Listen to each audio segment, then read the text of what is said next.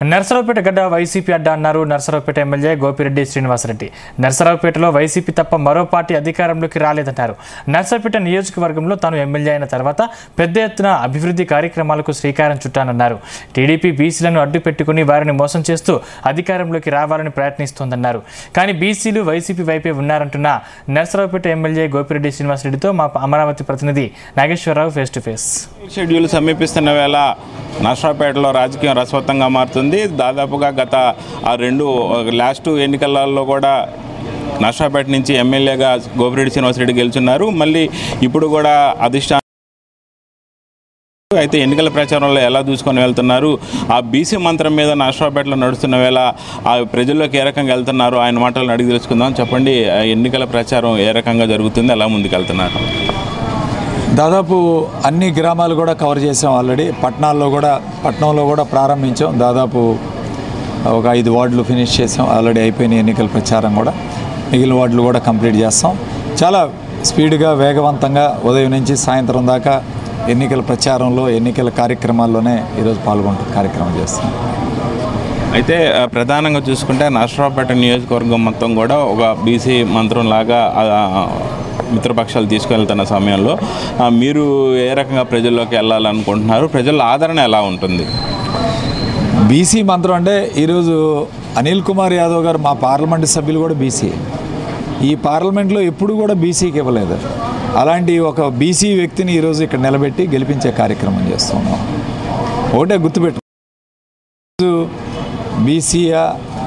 BC మంత్రాన్ని YSR Congress party ఉపయోగించిన విధంగా తెలుగుదేశం పార్టీ ఎక్కడ ఇవ్వలేదు. ఈరోజు మేము 100 సీట్లు ఇచ్చాం బీసీలకి.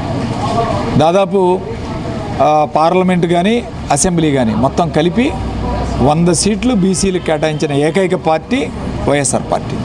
కాబట్టి ఎవరి వైపు ఉంటారు బీసీలు? ఇవాళ బీసీలకి ఎవరు న్యాయం చేశారు? ఈ రాష్ట్రంలో 54 కార్పొరేషన్లు పెట్టాం.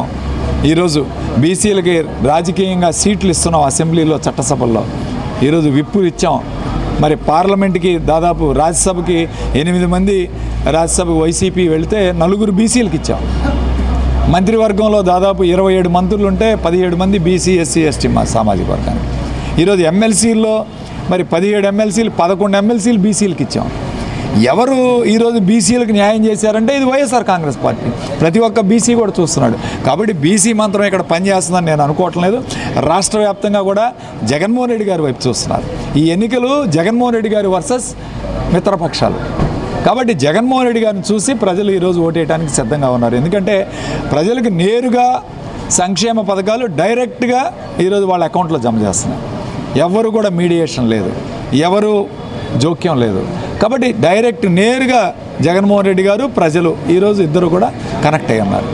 సో ప్రజలు నేరుగా జగన్మోహన్ రెడ్డి గారిని చూసి వేస్తారు తప్ప ఇక్కడ ఎవరున్నారు ఏంటనేది రెండో విషయం అని చెప్పి తెలియజేస్తాం.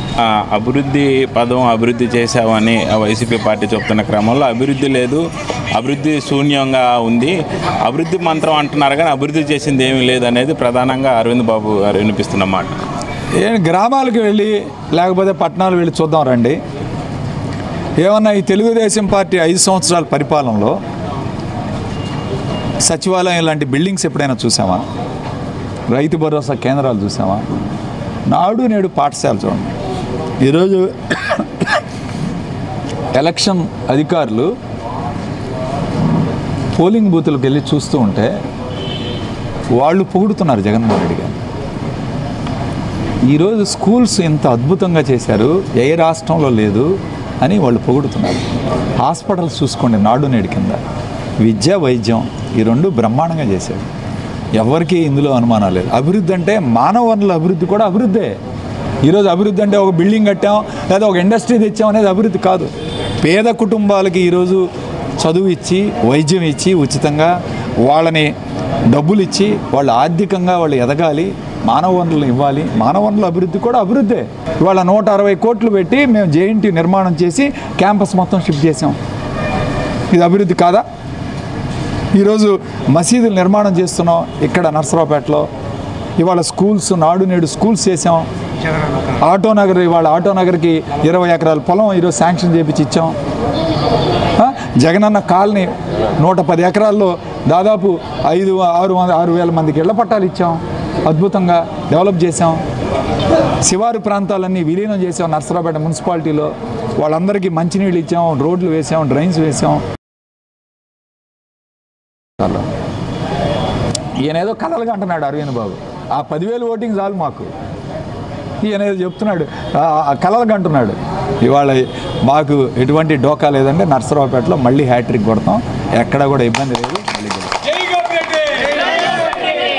ప్రధానంగా చూసుకుంటే పల్నాడు ప్రాంతంలో వెనుకబడిన ప్రాంతం నర్సరావుపేటని జిల్లా కేంద్రంగా తీసుకొచ్చారు. అలాగే జిల్లా కేంద్రంగా కూడా పలు అభివృద్ధి పనులు నర్సరావుపేట నియోజకవర్గంలో చేసినట్లు చెప్తున్నారు. ముఖ్యంగా చూసుకుంటే బీసీల అభివృద్ధి అనేది వైసీపీ అధికారంలోకి వచ్చిన తర్వాతే జరుగుతుందని, ముఖ్యంగా వాళ్ళకి ఇచ్చిన పోస్టులు కానీ వాళ్ళకి ఇచ్చిన బాధ్యతలు కానీ మొత్తంగా చూసుకుంటే టీడీపీ కన్నా వైఎస్ఆర్సీపీనే బీసీలకి అధిక ప్రాధాన్యత ఇచ్చి వాళ్ళని అడుగు ముందుకేస్తున్నట్లు చెప్తున్నారు. అలాగే నర్సరావుపేట నియోజకవర్గంలో మళ్ళీ ఖచ్చితంగా గెలుపుతుందనని శివారు ప్రాంతంలో కానీ అలాగే నర్సరావుపేట పట్టణం కానీ మొత్తం కూడా వైసీపీకి వెళ్ళే చూస్తున్నట్టు చెప్తున్నారు Narasaraopet MLA Gopireddy Srinivasareddy. Camera person లక్ష్మణ్తో నాగేశ్వరరావు, జీ న్యూస్, నర్సరావుపేట.